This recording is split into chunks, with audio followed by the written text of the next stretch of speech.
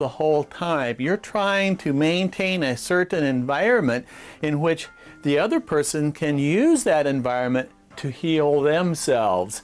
And for you to maintain that environment, that healing environment, that healing presence, requires that you be working on yourself. Not only in the past, outside the session, but during the session itself.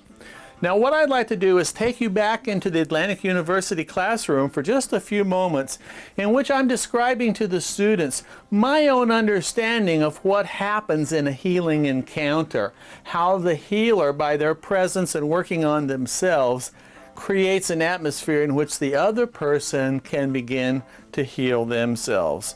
So let's take a look now into the classroom as I'll share a few words about my model of the healing exchange. Mystery, life, or what have you. We talked about the myth of creation and how a person comes into being. And the person comes into being through some process of differentiation, this soul. And it's often been, in most creation myths, a sense of separation.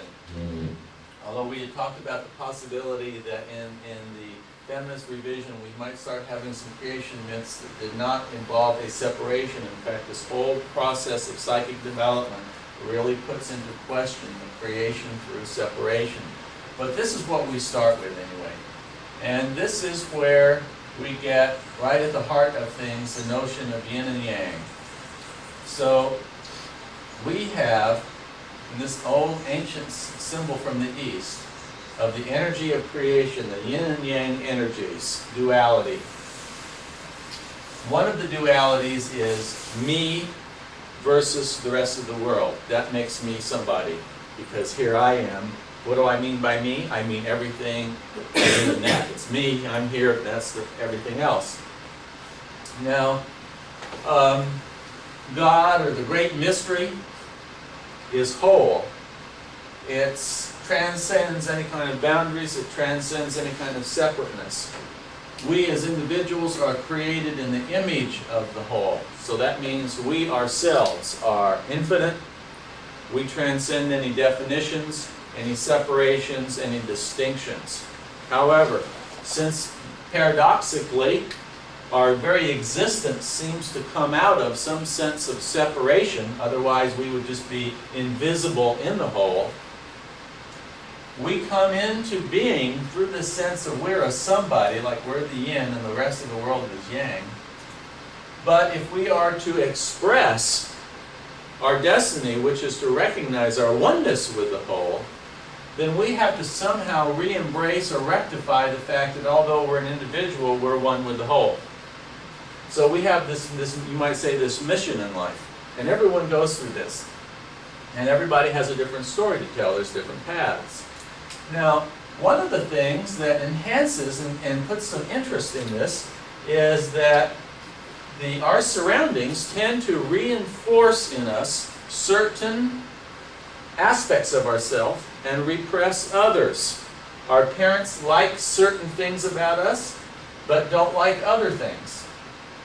As a result, we form, this yin and yang also means that we form a set of values where, let's say, we value all of the things here on the white side, but we don't value as much all the things on the dark side. So we now, because of the way we're treated, we start reinforcing the separation of dark and light within us. Good stuff, bad stuff.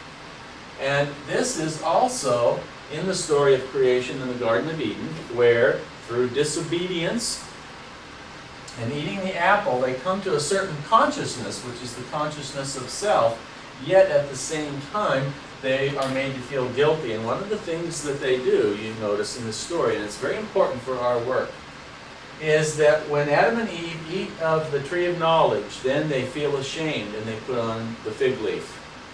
And they hide in the bushes when God comes. Now the fig leaf is going to be very important because this fig leaf is something that is used to shield us one from the other. Why do we shield ourselves one from the other? Because of shame. And what is shame? That is to believe that there's certain aspects of ourselves which are not good. And we hope by shielding them, then nobody would notice. And we hide in the bushes because we're feeling guilty. That is, that we've done certain acts. And we feel guilty about that, and we don't want anyone to know. So all of a sudden here, we have a number of things going on at the same time. We have a tremendous growth of consciousness. We're becoming an individual. We've eaten of that tree of knowledge. At the same time, we've also got some values, plus and minus, judgmentalness or what have you, that's going to intensify the separation. And instead of being one with one another, that is psychically bonded, we are going to need to hide from one another certain things because of our feelings of guilt and shame. Guilt has to do with things that we've done. Shame has to do with aspects of who we are. Okay, now, so what's going to happen is, and this is in everybody's life story, as they continue to build the tension between the light and the dark, there's stuff they're proud of, stuff they're ashamed of, things that they feel good about, stuff that they feel guilty about. They continue to build up this tension between the yin and the yang, the dark and the light, until such a point that they're really out of balance. We all get to that point where we really emphasize certain things about our life and we play down other things. And we think that that's really important to get along, that's really important to be successful, that's really important to be a good person. But our true essence, our true being as a spirit, as an aspect of God, wants us to live wholly, wants us to live a full life, wants us to recognize the yin as much as the yang, both sides of the equation. So what happens generally is that we experience what homeopathy would call a healing crisis. That is, something happens in which we are made to face with these parts that we haven't been looking at for the purpose of bringing them more into being. This can come about through a variety of means. Depression, for example, can be one way, and it slows a person down from all their achievement work so that they would have a chance to be forced to go inside and do a lot of reflecting. Now, we wonder, what is healing? What is the nature of healing, and how does that work? So, oops. My cookie man here, cookie person.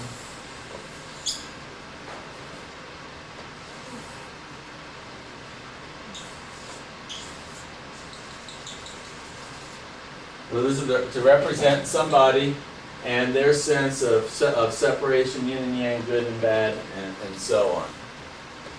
That we may have the notion that we have somehow these magical doctors who can do things, shoot waves at a person, stick them with a knife, or whatever that they do to, this is like the doctor. The doctor has some kind of special powers and can operate on the patient and make them well. Well, in the spiritual tradition, what happens is this: a doctor is called the wounded healer because what the doctor has done is that this person has gone through their own healing crisis. Through that healing crisis, they've come to recognize and integrate what used to be the good and the bad. They've now integrated them all so that there is a balance and a proper marriage between the things that they accepted and the things that they had rejected. And they've learned that in the things that they had rejected about themselves, there's some good, and the things that they had accepted in themselves, there's some downside. And so, using a Buddhist kind of notion that life is suffering. Why is life suffering? Because we're always forming attachments. We're attached to certain desires, and we try to repel certain things that we don't like. And we come over time to realize that true happiness lies in somehow allowing the good to pass through and the bad to pass through, and just allow things to be. That's the source of happiness. So a healer is somebody who's been through this process.